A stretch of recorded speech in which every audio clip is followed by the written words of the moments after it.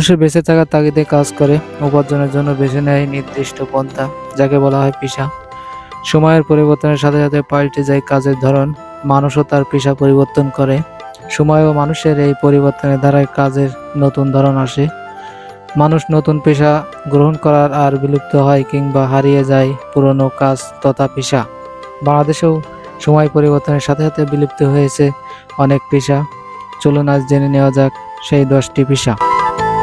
প্রথমে 1 নম্বরে আছে পালকির বেহারা। পালকি ছিল এক সময় বাংলাদেশের ঐতিহ্যবাহী ও প্রাচীন বাহন। মানুষের বহন করার কাজে এর ব্যবহার হতো। সাধারণত ধনী গোষ্ঠী এবং সম্ভ্রান্ত বংশের লোকেরা এর মাধ্যমে এক স্থান থেকে অন্য স্থানে ভ্রমণ করতেন।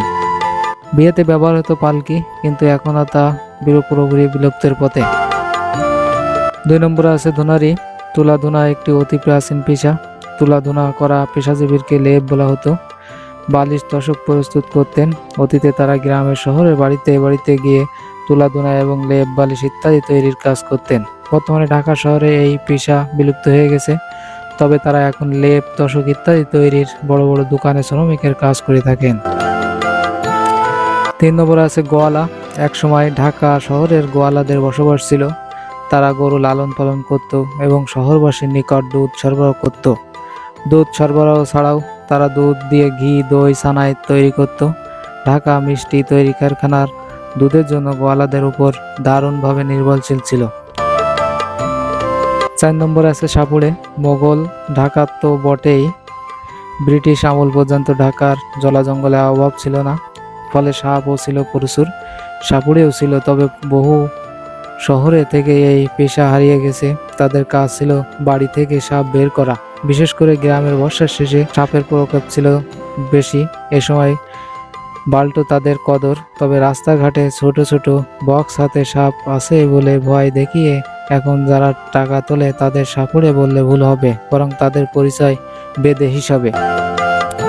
5 নম্বরে আছে বাইজি। বিশেষ ধরনের জীবনযাপন, কঠোর পর্দার মধ্যে বসবাস এবং প্রহরী প্রহরা গোয়ালাদের যাতায়াত করতেন বাইজিরা। এ কারণে সাধারণ মানুষের মধ্যে বাইজিদের সম্পর্কে অনেক কৌতূহল ছিল। 6 নম্বরে আছে নৈশাবন্দ ও টিকাওয়ালা।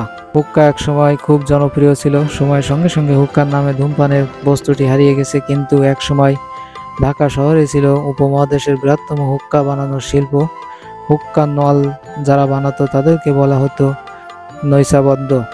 ঢাকা নৈশাবন্দরা মূলত আষ্ট সিলেট থেকে শিশু জাম, জামরুল, শিমুল কাঠ দিয়ে নৈশ বানানো হতো। 7 নম্বরে আছে পাংখাওয়ালা। হাত পাকা নির্ভর এই পেশাকে অনেকে আগেই বিলুপ্ত হয়ে গেছে। রাজা জমিদারের আমলে এই পেশাদারিকের অনেক কদর ছিল। বড় আকারে তাল পাকার নাম ছিল আরানি, ছোটগুলোর নাম আরবাকি। 8 নম্বরে আছে 1878 সালে ঢাকা শহরে আধুনিক সুপেয় পানি সরবরাহ ব্যবস্থা চালু হয়। এর আগে ঢাকার খাবার পানির উৎস ছিল পুকুর, কুয়া, নদী ও যে সময় কিছু লোক টাকার বিনিময়ে মুশকে চামড়ার ব্যাগ করে ঢাকা শহরের বাসায় বাসায় পানি পৌঁছে দিতেন। 9 নম্বরে আছে রানার। চিঠির গুরুত্ব অনেকেই কমে গেছে। টেলিগ্রাম, ফ্যাক্স, টেলিফোনের পর ইন্টারনেটের পরিষেবা আসার পরে এই পেশা আজ হারিয়ে গেছে। চিঠির প্রয়োজনীয়তা অনেক দিন দিন কমে গেছে। আজ চিঠির গুরুত্ব কমে আসায় কমে গেছে এই মাধ্যমের সাথে জড়িত থাকা মানুষের গুরুত্বপূর্ণ। 10 নম্বরে আছে দাস্তানগাড়িয়া। এদের কাজ ছিল মূলত গল্প করা। লোক সরগম হয় এমন জনবহুল জায়গায় দাঁড়িয়ে গল্প করতেন তারা। মানুষ দাঁড়িয়ে মুগ্ধ হয়ে তা শুনতেন। রাজা বাদশারা গল্প বা লৌকিক উপকথা সুন্দর ভঙ্গভঙ্গির বচনভঙ্গির মাধ্যমে তারা শ্রোতাদের মুগ্ধ করতেন। প্রযুক্তির উন্নতির সঙ্গে সঙ্গে পাল্লা দিতে না পেরেই মূলত বিলুপ্ত হয়েছে এই পেশাগুলো। তাছাড়া সময়ের স্রোতের সঙ্গে সঙ্গে কিছু পেশা হারিয়ে যাবে, এটাই নিয়তি। আজ যে পেশা রমরম অবস্থা সেটি হয়তো শত বছরের পরে অতীতের গল্প হিসাবে পরিণত হবে।